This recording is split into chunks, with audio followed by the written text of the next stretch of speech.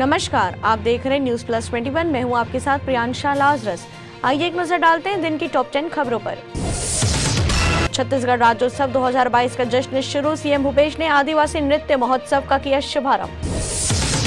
छत्तीसगढ़ में घर पर बनेगा बच्चों का आधार कार्ड। मुख्यमंत्री मितान योजना में जोड़ी गई नई सेवा। 5 साल तक के बच्चों के लिए सुविधा।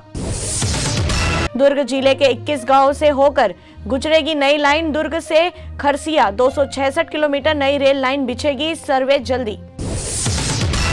फ्रीबीज मामले में सुप्रीम कोर्ट में 3 जजों की बेंच करेगी सुनवाई। सलमान खान को Y+ श्रेणी की सुरक्षा दी गई। अक्टूबर में 16.6% बढ़कर 1.52 लाख करोड़ रुपए हुआ जीएसटी कलेक्शन, वित्त मंत्रालय ने बताया। आपने गुजरात चुनाव के लिए 22 उम्मीदवारों के नाम वाली 8वीं लिस्ट जारी की।